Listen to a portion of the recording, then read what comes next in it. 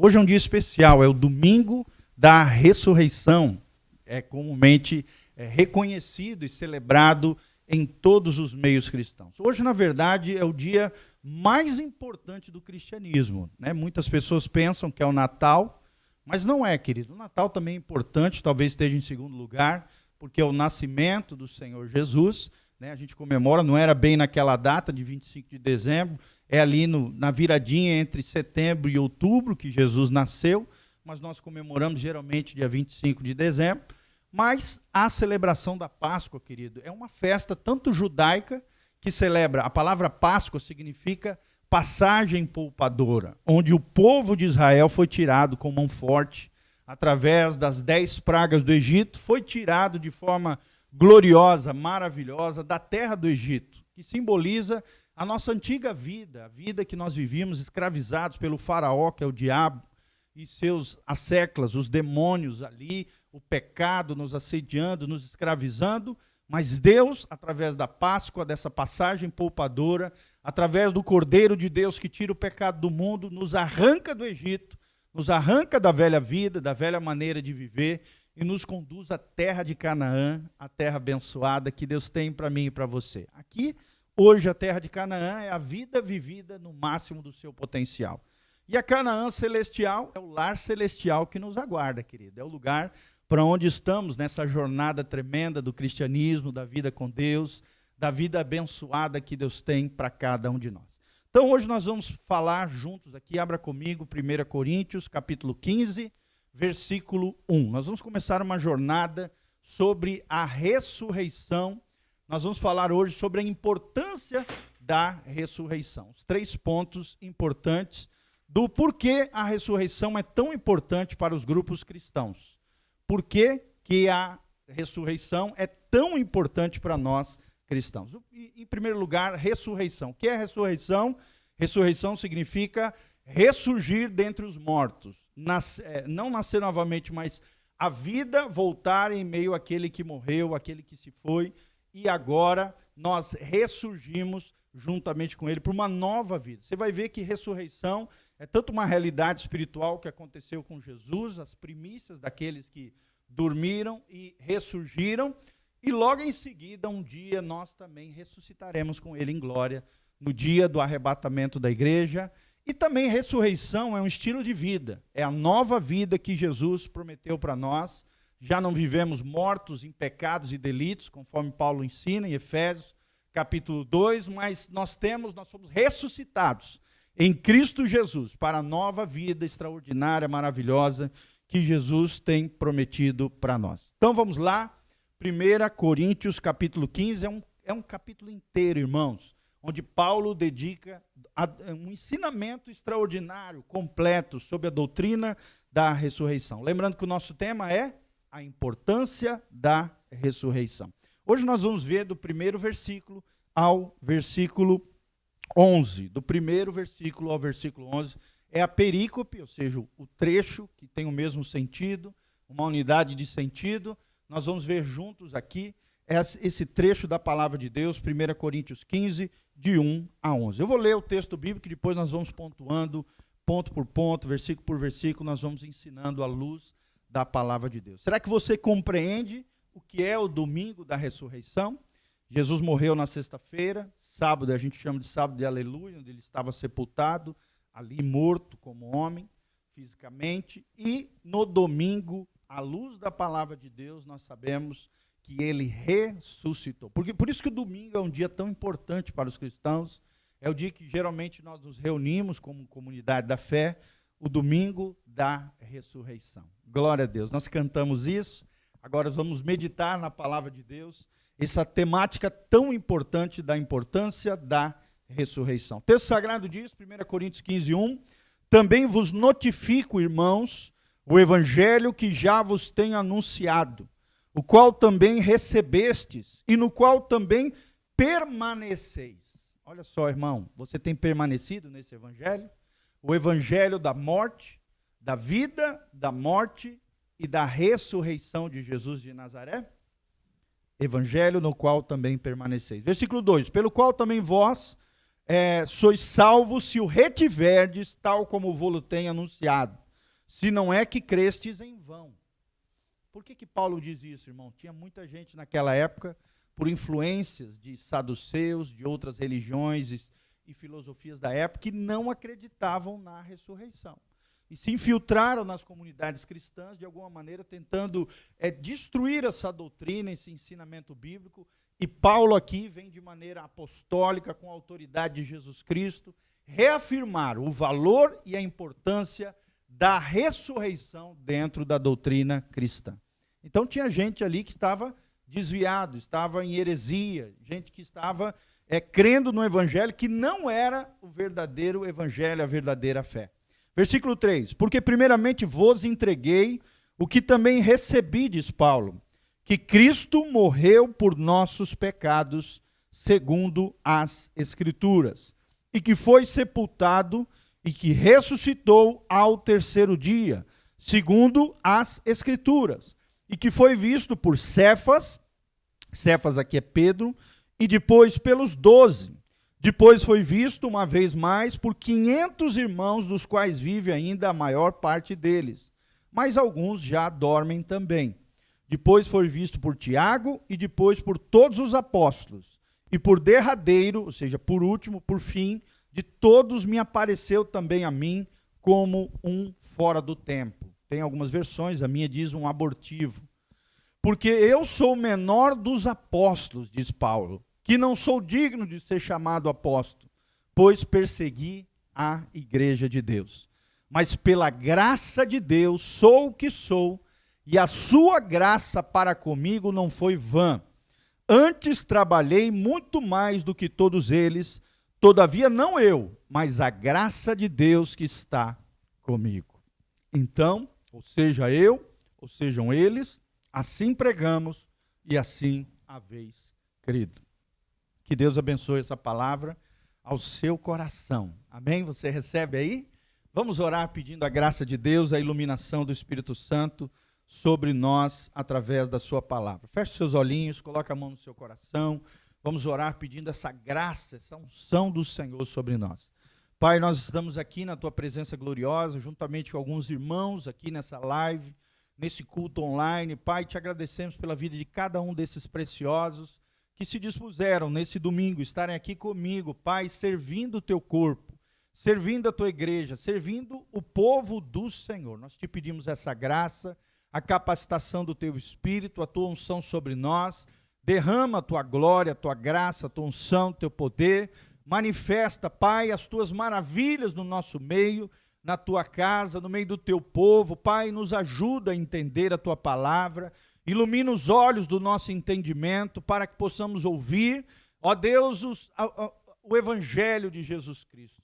Ó Deus, os ensinamentos do Senhor, a doutrina da ressurreição.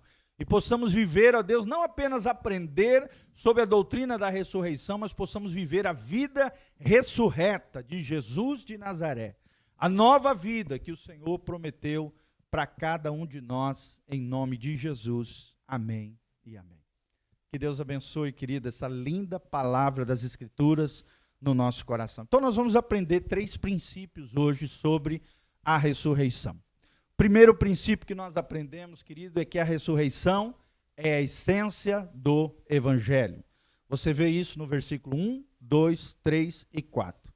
O texto sagrado diz que, olha, esse é o Evangelho que vos tem anunciado. Esse é o Evangelho que também vocês receberam, no qual, se vocês receberam o que foi anunciado, receberem de coração grato, aberto diante do Senhor e permanecerem nesse evangelho, vocês serão salvos. Então nós vemos aqui um evangelho que está sendo pregado hoje nessa manhã pelo pastor Giovanni, o evangelho de Jesus de Nazaré. E o evangelho de Jesus de Nazaré, ele é anunciado, ele é recebido e ele é perseverado. Irmão, tem muita gente que até anuncia o evangelho, mas não persevera na fé. Tem gente que até recebe o evangelho no coração, mas não continua nesse evangelho. Quantas e quantas pessoas hoje nós temos desigrejadas, desviadas, longe do caminho do Senhor. Até ouviram o evangelho anunciado. Até num determinado momento da sua trajetória, da sua história, abriram o coração e receberam Jesus. mas infelizmente não perseveraram na fé. Essa tríade é muito importante. O evangelho tem que ser anunciado, o evangelho tem que ser recebido e o evangelho tem que ser perseverado. A Bíblia diz lá em Apocalipse, aquele que perseverar até o fim será salvo. Irmão, a salvação só se conclui com a perseverança até o final da sua vida, ou a volta de Jesus no arrebatamento, se você estiver vivo e estiver com ele, só será realmente real, visível, palpável, autêntico, legítimo, se o evangelho for anunciado para você, se o evangelho for recebido a você e se o evangelho for perseverado até o fim. Como é que você está, querido, nessa manhã? Sua fé está perseverante no Senhor? Será que você realmente crê no evangelho de Jesus Cristo? Será que você tem dado valor a esse evangelho poderoso que é capaz de transformar o mais vil pecador num crente, num cristão genuíno, verdadeiro, transformado pelo poder de Deus? Nós sabemos pela palavra de Deus que esse evangelho, ele promove a salvação mediante a fé, não é por obras, não é porque eu tenho uma herança religiosa que eu recebo dos meus pais, dos meus avós, não, querido, é pela fé. O justo viverá pela fé. Paulo fala lá em Romanos 1,16, porque eu não me envergonho do evangelho, porque ele é poder de Deus para a salvação de todo aquele que crê. E como diz as Escrituras, no versículo 17, diz, o justo viverá pela fé. Será que você tem vivido pela fé ou tem confiado nas suas obras? Nos seus bens, no seu patrimônio, na sua ostentação, na sua posição dentro da sociedade, no seu querer, na sua profissão, na sua vocação? Ou então você olha para você e fala, pastor, eu não sou tão ruim, eu nunca roubei, nunca matei, eu não fumo, não bebo, não faço isso, não faço aquilo, não faz um monte de coisa. Mas não faz o principal, querido, ouvir o evangelho anunciado, receber do íntimo do seu coração e perseverar na fé evangélica.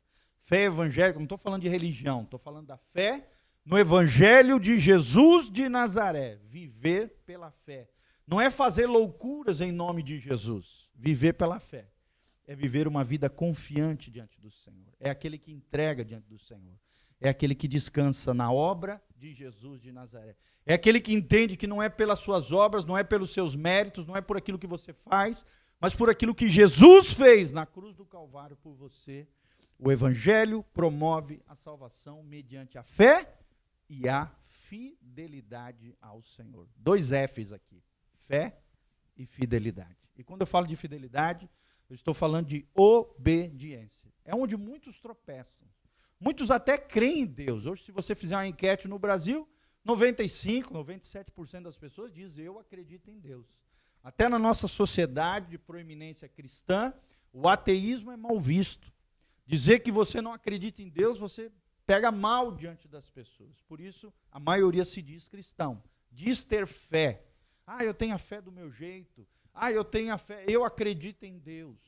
Mas não basta ter fé sem perseverança, sem fidelidade, sem obediência a Deus. E Paulo resume aqui a vida e obra de Jesus, dizendo que Jesus veio a essa terra, se fez carne, habitou entre nós, no versículo 3 e 4, ele morreu segundo as Escrituras, ele foi sepultado segundo as Escrituras, e ele ressuscitou segundo as Escrituras.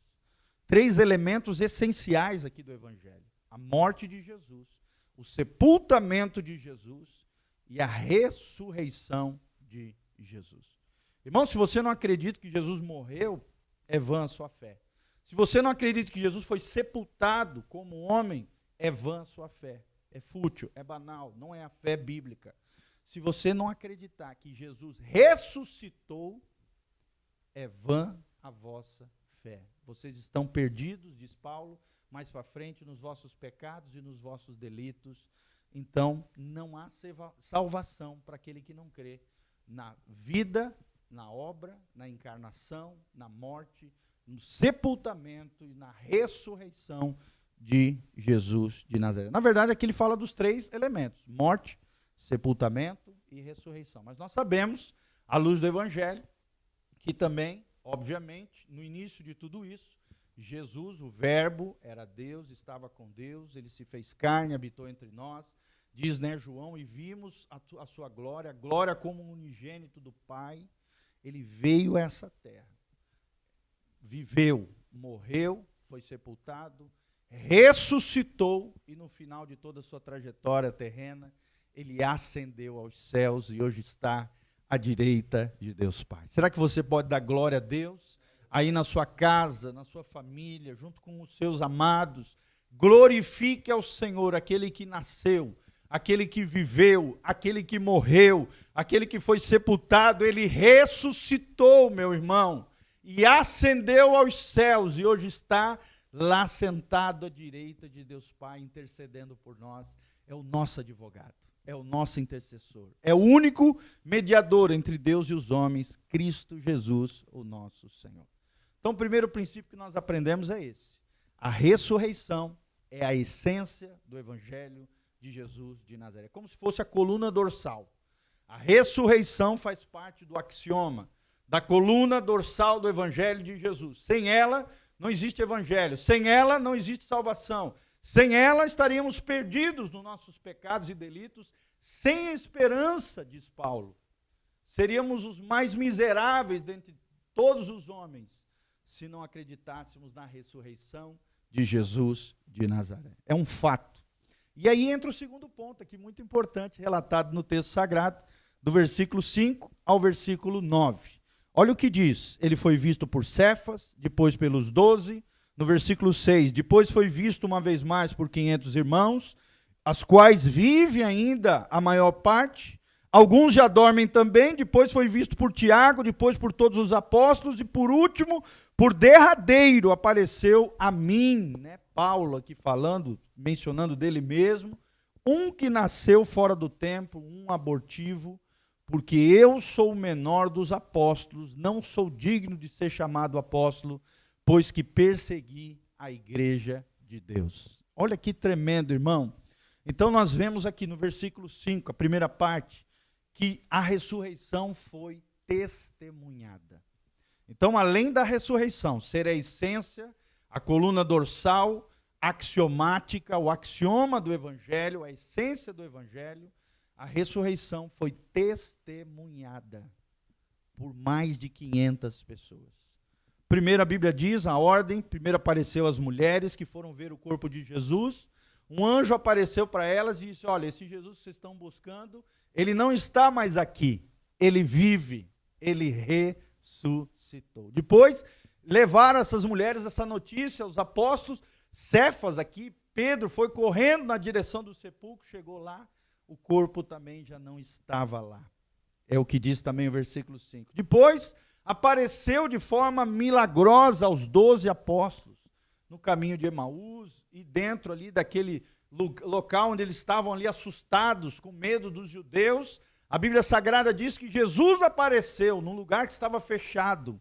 Ele apareceu de forma milagrosa, dentro, de forma gloriosa, com o novo corpo glorificado para os 12 apóstolos. Depois, apareceu em um mesmo episódio para mais de 500 pessoas, irmãos, testemunhas oculares, pessoas que ouviram, pessoas que relataram a Lucas, a João Marcos, relataram ali aos evangelistas o Cristo ressurreto que eles viram. Testemunhas oculares, muitas delas que deram a sua vida, que foram mortas, martirizadas por causa da sua fé, irmão. Se isso fosse uma mentira, tu acha que uma pessoa é capaz de dar a sua vida, de morrer em prol de uma fé, de um Cristo ressurreto mentiroso? Jamais, irmão. Ou Cristo foi aquilo que ele disse que foi, ou Cristo era um louco, ou Cristo foi criado pela mente humana. E nós sabemos que Cristo é real. Cristo veio a essa terra, habitou entre nós, morreu na cruz do Calvário, foi sepultado, ressuscitou e com esse corpo glorificado apareceu para mais de 500 pessoas aqui, relatados pelo apóstolo Paulo. Ele diz, muitas dessas pessoas estão vivas. Eu conversei com elas, estão na comunidade de Jerusalém, estão algumas espalhadas em outros lugares do mundo. Elas estão vivas, algumas até já faleceram, já morreram, mas muitas testemunhas oculares do Cristo ressurreto do Cristo que vive e viverá para sempre, sempre viveu. O Cristo ressurreto, elas viram, foram testemunhas oculares. E por último, o próprio Paulo, que nos escreve essa carta maravilhosa, ele nos diz: e eu mesmo, que fui chamado por Cristo, como apóstolo aos gentios, como um aborto, como alguém gerado fora do tempo, também tive a oportunidade de ver Jesus de Nazaré. Jesus apareceu várias vezes na vida de Paulo, através de momentos de êxtase espiritual, de aparições soberanas, extraordinárias de Jesus, mas a primeira dela, mais conhecida, foi quando Jesus apareceu para o apóstolo Paulo no caminho de Damasco. Paulo estava indo perseguir a igreja, mas no caminho de Damasco, Jesus de Nazaré, o Cristo ressurreto, de forma gloriosa, ao meio-dia, brilhou sobre Paulo e disse: Paulo, Paulo, eu sou o Cristo, a quem tu persegues.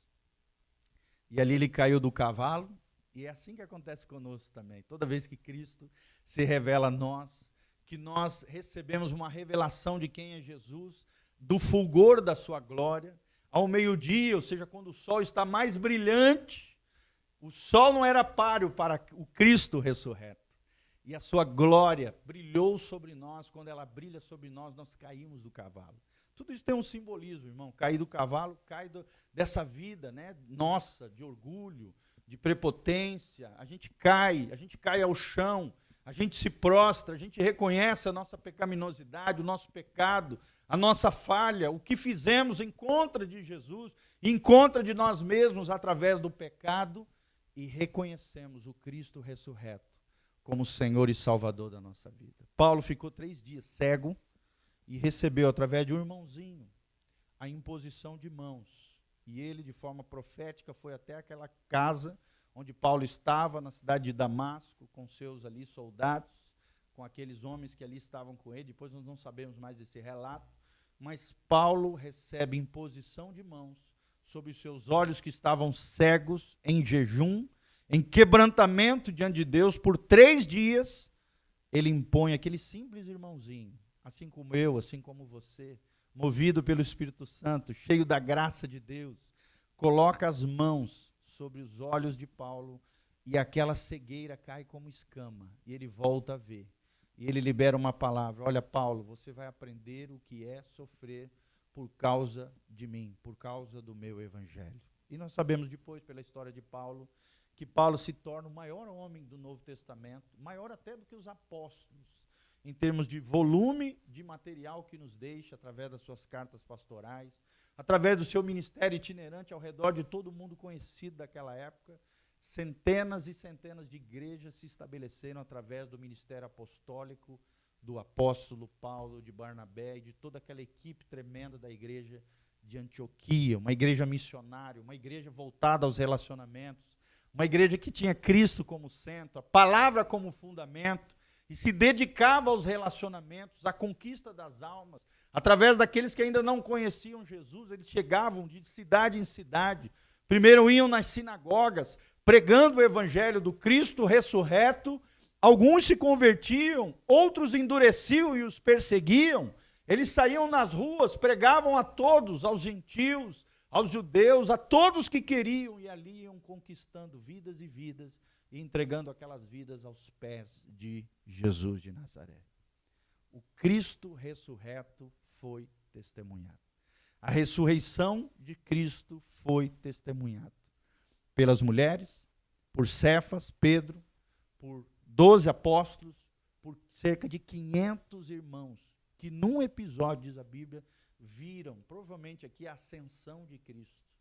Viram Jesus na sua glória, no seu corpo ressurreto. Testemunhas que estavam vivas na época de Paulo, e também Paulo o viu no caminho de Damasco. Irmão, então nós temos provas reais, de pessoas palpáveis, reais, ao longo da história do cristianismo, que viram o Jesus ressurreto. E esses relatos, o poder do evangelho, das cartas pastorais, as famosas epístolas, nos leva a compreender e crer que a realidade da ressurreição é real. Essência do evangelho, mas também a ressurreição foi testemunhada por irmãos. E o terceiro princípio que nós aprendemos hoje: além da ressurreição ser a essência do Evangelho, além da ressurreição ter sido testemunhada por mais de 500 pessoas, a ressurreição revela a graça de Deus na nova vida em Cristo.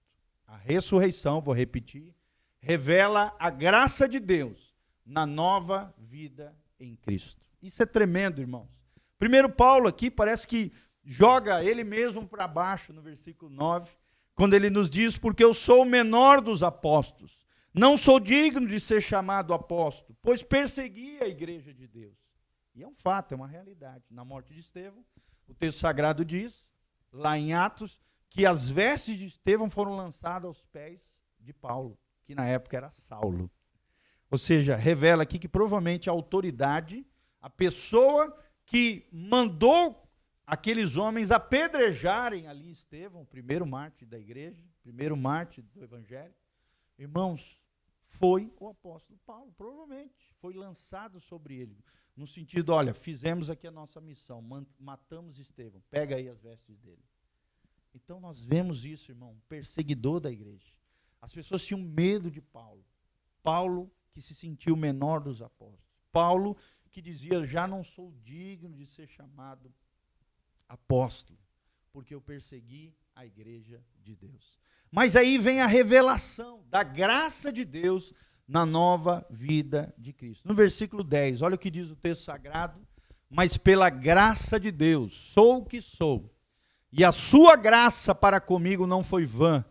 Antes trabalhei muito mais do que todos eles, todavia não eu, mas a graça de Deus que está comigo. Que coisa linda, irmão. Então, o que Paulo está dizendo aqui? Eu sou o que sou pela graça de Deus. Ou seja, aqui Paulo está dizendo, ó, a graça de Deus, a nova vida, me deu uma nova identidade. É uma das coisas que Deus faz através do novo nascimento. Nós vivíamos antes uma vida errada, equivocada, cheio de atos, comportamentos, palavras, pensamentos que nós mesmos nos envergonhávamos, nos feríamos, nos machucávamos através de pecados, erros e falhas. Mas através dessa graça que nos alcançou, nós temos em Deus uma nova vida, uma nova identidade. Meu irmão, quem tem identidade tem destino. Quem não tem identidade pela graça de Deus e pelo Evangelho de Jesus, fica igual muitas pessoas hoje, para lá e para cá, perambulando, buscando sentido na sua vida, buscando um propósito para existir nesse mundo, porque não tem identidade. A sua identidade, querido, só é efetivada, só é realizada, só é compreendida, só é entendida quando você se relaciona de forma íntima e pessoal com Jesus de Nazaré. Quando você conhece o grande eu sou, olha só, fala de identidade. Um Deus que gera em nós identidade. E essa identidade em Deus nos torna filhos de Deus. E como filhos de Deus, nos sentimos amados por Deus, acolhidos na família de Deus, vivendo o propósito eterno de Deus, numa nova identidade, e o nosso destino é o céu. Quem não tem identidade de filho de Deus, infelizmente, está debaixo da condenação do pecado, está indo na direção do inferno. Mas quem recebe a graça de Deus, o Evangelho de Jesus Cristo, a salvação mediante a fé, pelos méritos de Jesus de Nazaré, recebe pela graça de Deus. Eu sou o que sou pela sua graça. Olha que coisa linda, irmão. Débora, você é o que é pela graça de Deus. Rafa, você é o que é pela graça de Deus. Caio, você é o que é pela graça de Deus. Não é porque nós somos bons, não é porque nós somos gerados pelos nossos papai e mamãe. Não, irmão, não é pelo nosso currículo vitae, não é por causa do nosso status acadêmico, não é por aquilo que conquistamos materialmente nesse mundo. O crente entende que a identidade dele está forjada no coração de Deus. Irmão, a maior descoberta da nossa vida é essa, ó, fico até arrepiado. Eu que tinha complexo de inferioridade, eu que sofri mazelas terríveis na minha infância, não dentro de casa, mas através de pessoas enviadas pelo cão, pelo diabo, para tentar destruir a minha identidade, destruir a minha autoimagem, recebi pela palavra de Deus, num relacionamento com Jesus, mediante a operação do Espírito Santo, uma nova identidade de filho, amado, acolhido, recebido, pela graça de Deus e pelos méritos de Jesus. pelos méritos de Jesus. Eu sou o que sou pela graça de Deus. E a sua graça não se tornou em vão. Irmão, que a graça de Deus não se torne em vão na sua vida. Como é que eu faço isso, pastor? Perseverando no Evangelho de Jesus. Sendo fiel a Deus em todo tempo e em todo lugar. Não adianta só ouvir o Evangelho anunciado. Receber no coração e não perseverar. Está lá no começo desse trecho. O grande segredo da fé é receber o Evangelho anunciado. É receber no coração esse Evangelho que foi pregado. E perseverar fielmente até o fim. Gerando uma nova identidade em Deus. Pela graça de Deus, sou o que sou. Aqui nós vemos uma convicção. Primeiro ele disse que ele não era nada. Que ele era o menor dos apóstolos. Que eu não sou digno nem de ser chamado apóstolo. Mas depois, no versículo 10, ele assume a sua nova identidade no Senhor. Dizendo, eu sou o que sou pela graça de Deus. Não é pelos meus méritos, não é porque eu sou judeu, não é porque eu sou descendente de Benjamim, não é porque eu sou fariseu, quanto à lei perfeito, diz Paulo, não é porque eu vim do Sinédrio, não é porque eu era uma autoridade religiosa, não é porque eu tinha uma função eclesiástica, não é porque eu adorava na igreja do Senhor, não. Eu sou o que sou pela graça de Deus. Nós vemos um Paulo com uma convicção de chamado, com uma certeza do seu apostolado, da sua vida pastoral, da sua vida profética. Paulo era pelo menos 3 coisas. Ele era apóstolo de Jesus Cristo, ele era um grande pastor, sem dúvida nenhuma, porque estabeleceu dezenas de comunidades locais através do seu ministério, e era profeta também. Nós vemos várias passagens de profeta. De Paulo, o profeta ali, sendo cheio do Espírito Santo, liberando palavras proféticas. E também, sem dúvida nenhuma, era um grande evangelista também.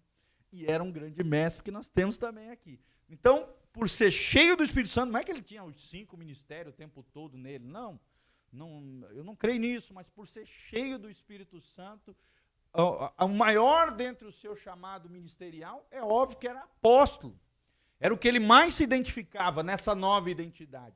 Mas como ele era cheio do Espírito Santo, ele manifestava os 5 ministérios. Quando necessário, ele era profeta. Quando necessário, ele pastoreava. Quando era necessário, ele evangelizava nas sinagogas, na escola de Trajano, lá em Atos 19, na cidade de Éfeso. E através do ministério de 2 anos e 3 meses de Paulo, todas as cidades ao redor foram tocadas pelo ministério apostólico de discipulado, de pastoreio, de evangelismo do apóstolo Paulo. Que coisa tremenda, irmão. Quando Paulo chega em Éfeso, eram apenas 10 homens que tinham sido batizados no batismo de João, mas não eram cheios do Espírito Santo. Paulo já chega logo falando sobre o Espírito Santo, liberando o batismo do Espírito Santo sobre aqueles 10 homens, e aquela comunidade local da cidade de Éfeso se espalhou por todo mundo conhecido, e nós somos resultado do ministério apostólico de alguém que disse para mim e para você nessa manhã: eu sou o que sou pela graça de Deus. E essa graça não foi vã. Eu perseverei até o fim. Eu fui fiel ao meu propósito. Eu fui fiel ao meu chamado. Eu fui fiel a essa nova identidade que recebi pela graça de Deus, pelo Evangelho de Jesus.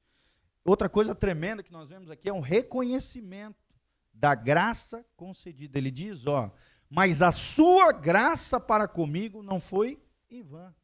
E no final ele diz, todavia não eu, mas a graça de Deus que está comigo. Nós vemos um apóstolo Paulo confiando não nele, não na sua destreza, nas suas habilidades, no seu intelectualismo. Paulo falava pelo menos 3 idiomas. Paulo dominava a filosofia grega, todas as leis e conhecimento romano. Paulo tinha cidadania romana, a Bíblia diz, além da descendência judaica e proeminência entre os seus pares. Paulo não era qualquer um, irmão, ele tinha um currículo invejável, mas ele reconheceu que tudo aquilo que Deus se movia e fazia através dele, mediante a graça de Deus, fluindo através da sua vida, da sua nova identidade em Jesus de Nazaré. Reconhecimento da graça concedida. Irmão, não é por causa de você, não é por causa de mim, não é porque eu estou pregando bonito aqui, que é por causa das minhas habilidades. Não, irmão, é a graça de Deus concedida sobre a minha vida. Se você canta bonito, como a Débora, o Rafa, a turma aqui, Caio tem habilidades em outra área, Dieguinho também, cada um na sua área, irmão, é a graça de Deus concedida a nós. Através de dons, através de talentos naturais e espirituais, essa graça concedida flui através de nós, na medida em que a plenitude de Deus vai se desenvolvendo na nossa vida. Se vivemos em Cristo, essa dádiva não será em vão. Essa graça, essa nova vida, necessita, olha o que diz o texto sagrado, ele diz assim, a sua graça para comigo não foi vã, antes trabalhei muito mais do que todos eles, todavia não eu, mas a graça de Deus que está comigo. O que Paulo está dizendo? Essa graça também não é barata. Nós não podemos fazer graça com a graça de Deus. Ah, Jesus me salvou, ele fez tudo por mim, agora não preciso fazer nada, vou sentar no banco e esperar Jesus voltar. Não. Paulo está dizendo que essa graça que fluía nele o levou a se esforçar, irmão.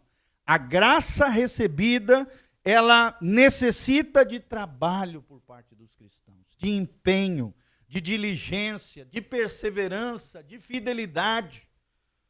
Sabe, irmãos, nós precisamos.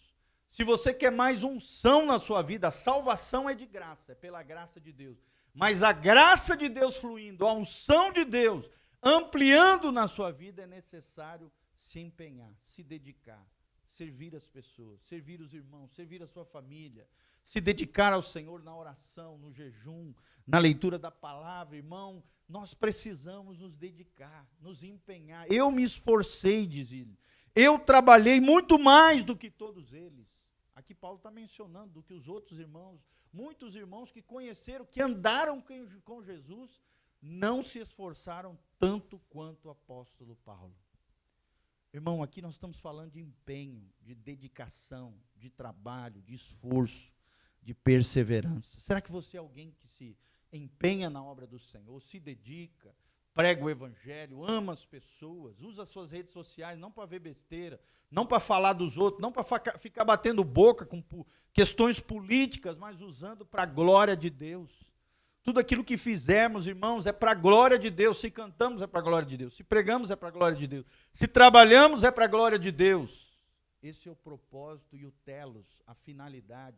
O fim de todos os homens é manifestar a graça de Deus e a glória de Deus através de tudo aquilo que fazemos. E depois que fizermos, reconhecemos que não fomos nós. Foi a graça de Deus através de nós. Louvado seja o nome do Senhor. Essa graça nos capacita, irmãos. É Deus conosco. Essa graça que nos capacita, essa unção, essa glória, é o Espírito Santo de Deus em nós. É uma unção que nós recebemos a partir do novo nascimento.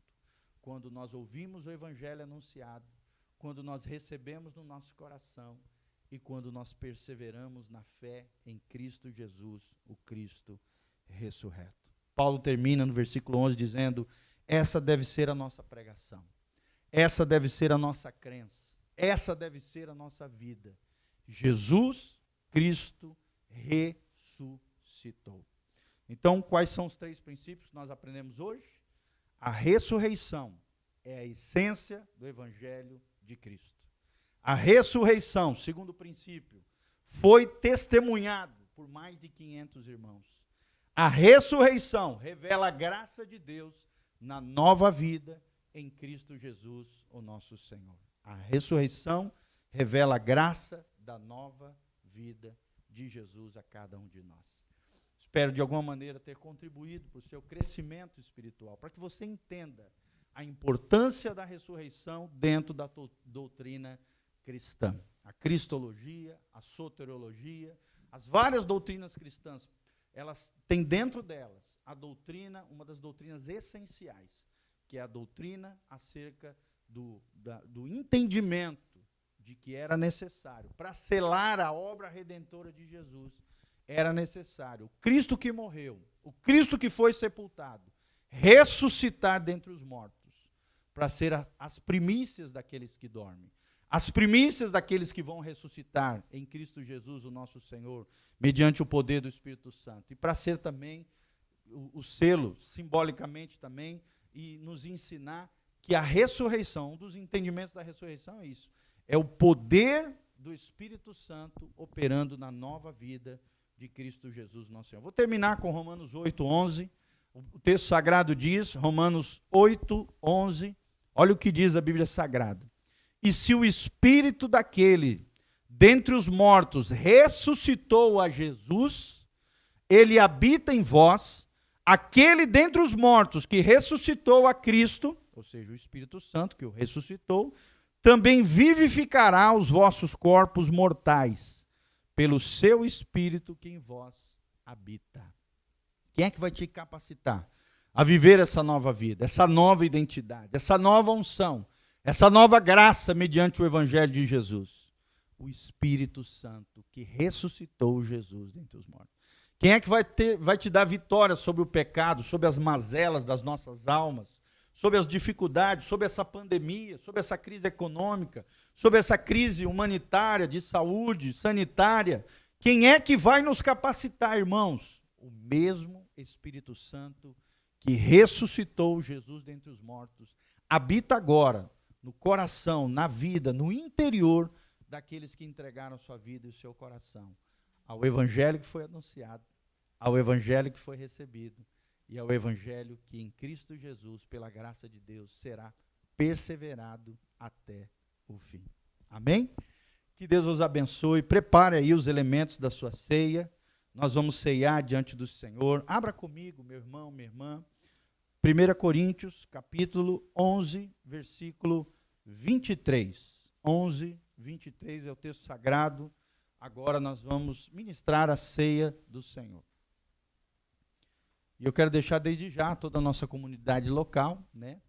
Se você quiser que nós ministremos a ceia para você, se você não conseguiu aí fazer na sua casa, tal, não conseguiu preparar os elementos, entre em contato conosco através das nossas redes sociais, entre em contato conosco através do nosso telefone que está lá no site casanarrocha.com, e a gente marca um horário para entregar a ceia para você, ou na sua casa, ou aqui na minha casa, ou então nos demais trabalhos da igreja que a gente vai fazer. A gente combina através do WhatsApp, através das redes sociais, nós podemos combinar para estar ministrando essa ceia para você. Você que não preparou os elementos conforme foi anunciado através dos grupos, nós podemos ou ir aí, fazer uma visita pastoral na sua casa, tomar um cafezinho, bater um papo e ministrar a ceia para você, ou você vem até aqui na nossa casa pastoral, nós vamos ministrar a ceia para você, para a tua casa, para a sua família, tá bom? Então, prepare os elementos. 1 Coríntios 11, 23. Depois do ensinamento da palavra de Deus, agora nós vamos participar da ceia do Senhor. Então, prepare aí os elementos, juntamente com a sua família. O texto sagrado diz o seguinte: porque aquilo que recebi do Senhor, isso também vos ensinei, que o Senhor Jesus, na noite em que foi traído, tomou o pão e, tendo dado graças, o partiu e disse: tomai, comei, isto é o meu corpo que é partido por vós. Fazei isto em memória de mim. Semelhantemente, também depois de cear, tomou o cálice, dizendo: este cálice é o novo testamento no meu sangue. Fazei isso todas as vezes que bebedes em memória de mim. Porque todas as vezes que comerdes esse pão e bebedes esse cálice, anunciais a morte do Senhor até que ele venha. Portanto, qualquer que comer esse pão ou beber o cálice do Senhor indignamente, será culpado do corpo e do sangue do Senhor. Examine-se, pois, o homem a si mesmo, e assim coma deste pão e beba deste cálice. Glória a Deus. Então, avalie aí o seu coraçãozinho, prepara aí o seu cálice, a sua porção. Nós ganhamos de uma irmã preciosa, Giovani, e o cálice, né? Todo preparadinho aqui com pão, com vinho, e vai ser uma bênção em nome de Jesus. Primeiro nós queremos orar pelo pão, tá bom? Então, coloque aí o pão, levante assim comigo, com a sua mãozinha. Nós vamos orar, primeiro nos consagrando ao Senhor, pedindo perdão pelos nossos pecados, reconhecendo que somos pecadores, e já oramos também em favor do elemento do pão. Pai, nós estamos aqui na Tua presença gloriosa, diante da Tua presença, Pai, nos consagramos ao Senhor.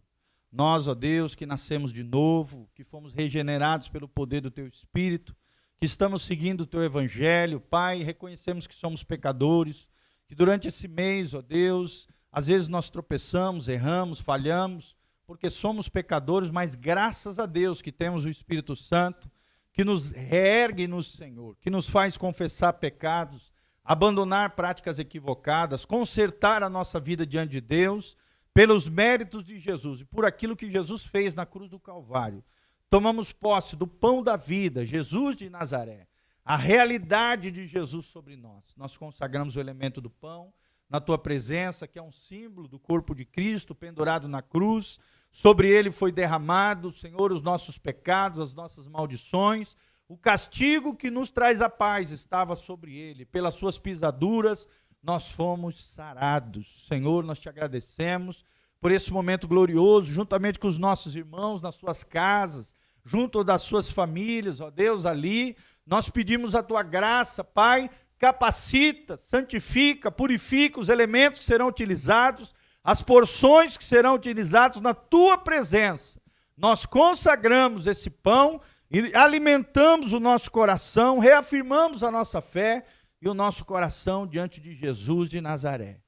E em nome de Jesus, olha para cá, meu irmão, levante o pão comigo, em memória daquilo que Jesus fez na cruz do Calvário, do seu corpo pendurado, e em memória do seu sacrifício e do corpo de Jesus, por fazermos parte do corpo de Jesus. Lembre-se disso, você faz parte do corpo de Cristo, da igreja do Senhor Jesus. Tudo aquilo que nós erramos, falhamos, pecamos, afeta todo o corpo. Não tem esse negócio de, eu pequei, errei, só afeta a mim. Não, afeta a todos nós. O pecado é de responsabilidade individual e intransferível, mas a colheita do pecado é coletiva. Então se lembre disso. Você faz parte do corpo de Cristo, vive uma vida reta, honesta, sincera, fiel a Jesus de Nazaré. Levante o pão comigo, o elemento do pão, em memória daquilo que Jesus fez na cruz do Calvário. Comamos todos juntos do pão que desceu do céu, de Jesus de Nazaré, o símbolo do pão.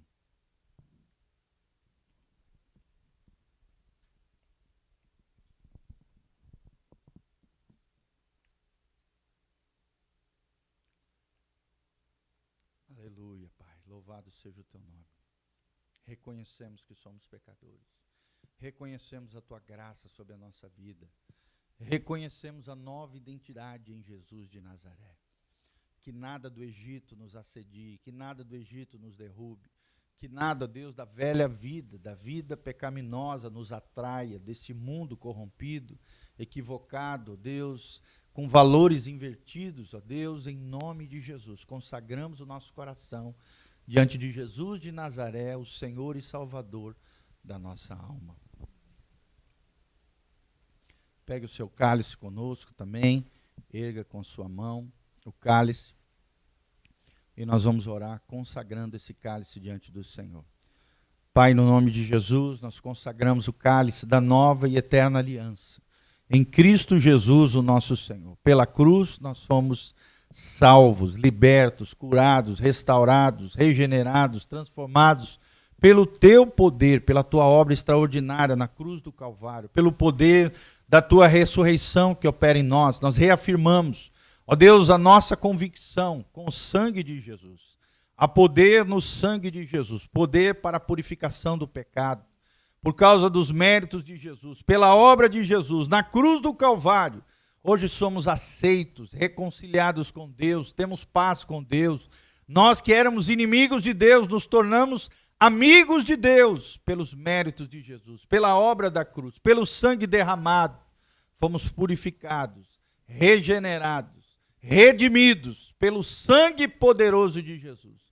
Purifica a nossa alma, purifica o nosso coração, pelo poder do Cristo ressurreto, pelo poder do Cordeiro de Deus, que tira o pecado do mundo. Nós reafirmamos a nossa fé em Jesus de Nazaré, o autor e consumador da nossa fé. Amém, amém e amém. Pelos méritos de Jesus, pela sua obra na cruz, em memória do sangue de Jesus derramado na cruz do Calvário, bebamos todos juntos, louvado seja o nome do Senhor.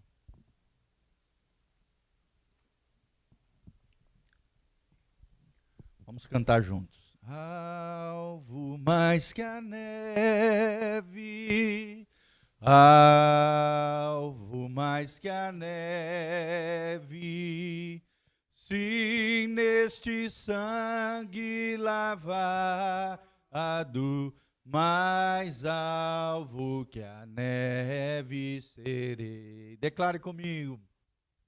Alvo mais que a neve, alvo mais que a neve, se neste sangue lavado, mais alvo que a neve serei. Glória a Deus, louvado seja o nome do Senhor. Amém, irmãos? Vamos orar agora, encerrando esse culto online. Agradecemos por você estar conectado conosco. Deixe seus comentários de onde você está nos assistindo. Se você também tiver qualquer pedido de oração, descreva aí nos comentários do Facebook, do YouTube, do Instagram, aonde nós fomos colocar ali esse culto online. Não esqueça, entre no nosso site, casanarrocha.com. Artigos, vídeos, áudios, cursos online, todas as nossas plataformas digitais, tudo aquilo que a igreja oferece para que você cresça, floresça, amadureça no Senhor, inclusive semeie na obra do Senhor, está ali no nosso site, casanarrocha.com. É um site que visa edificar e abençoar a sua vida. Nós agradecemos por você estar conectado conosco e continue conosco em nome de Jesus. Na terça-feira, às 20 horas, nós temos o nosso culto online, um culto especial, nós estamos fazendo de um formato diferente, bem legal, com uma palavra abençoada, um bate-papo sobre coisas concernentes a Jesus de Nazaré, o Evangelho, a vida, a sociedade, coisas relevantes e importantes para nós. Na quinta-feira também, às 20 horas, e todo domingo, às 10 horas, estamos juntos aqui. Louvado seja o nome do Senhor. Não esqueça de nos seguir nas redes sociais, Instagram, Facebook, YouTube, Igreja Casa na Rocha. Por que, pastor, é importante isso? Porque todos os dias, praticamente, o pastor Giovanni, a nossa equipe, nós fazemos materiais valiosos, devocionais, palavras especiais, estudos em áreas temáticas específicas, para que você, nesse tempo difícil que estamos vivendo, você possa ser alimentado, a sua fé cresça, floresça, se estabeleça e amadureça no Senhor. Tá bom? Vamos terminar orando e logo em seguida encerramos aqui em nome de Jesus. Pai, nós colocamos a nossa mão no coração, reafirmando a nossa fé e a nossa aliança com Jesus de Nazaré. O Jesus que ressuscitou dentre os mortos. Obrigado pela tua palavra que nos ensinou hoje a importância da ressurreição, como essência do Evangelho de Jesus, testemunhada por mais de 500 pessoas ao longo da história da igreja. E, ó Deus, Jesus mesmo ressurreto apareceu outras vezes também ao longo da história para muitas e muitas pessoas de forma soberana, sobrenatural. Pai, o Jesus ressurreto que logo, em breve, voltará, Senhor, e nós estaremos com Ele em glória e graça. Louvado seja o Teu nome. Obrigado pela nova vida, pela graça de Deus, que nos transforma dia a dia a imagem e semelhança do Teu Filho, pelo poder do Espírito Santo. Derrama essa graça, essa glória sobre nós, manifesta o Teu poder, a Tua unção sobre os Teus filhos. Derrama, Pai, ó Deus, a capacitação do Teu Espírito nesses tempos difíceis. Levanta o que está caído, cura o enfermo, sara o ferido. Ó Deus, derrama a Tua glória sobre os Seus filhos, ó Deus, sobre os Seus entes queridos. Nos protege em meio a essa pandemia, Pai. Consola aqueles que estão enlutados, aqueles que estão sofrendo nos leitos de hospitais, nas UTIs, aqueles que estão no fronte, ó Deus, lutando pelos enfermos, lutando em prol da sociedade. Protege, guarda, nos livra, ó Deus, abençoa com o Teu sangue precioso, com os Teus anjos que acampam ao nosso redor, para nos livrar de todo mal, de forma poderosa. Pai, nos prepara em meio a essa pandemia, nos faz passar pelo esse deserto, vitoriosos em Cristo Jesus, o nosso Senhor.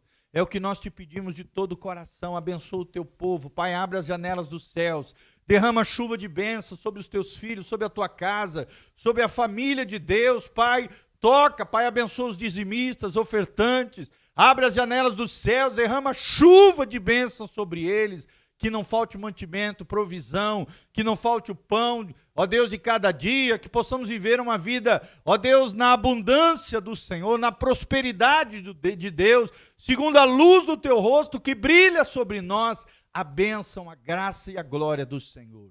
Que o Senhor te abençoe desde Sião, que o Senhor faça resplandecer o seu rosto sobre ti e te encha de paz, que o Senhor guarde íntegros e irrepreensíveis o teu corpo, a tua alma e o teu espírito até a volta de Jesus de Nazaré. Louvado seja o nome do Senhor. Amém, amém e amém. Que Deus te abençoe, irmão. Então, se quiser ceiar conosco, né, durante essa semana, nós estaremos ministrando a ceia para você. Entre em contato conosco através das nossas redes sociais, nossos telefones, WhatsApp. Estamos à sua disposição para servir, amar. Estamos juntos como família de Deus. Louvado seja o nome do Senhor. Amém e amém.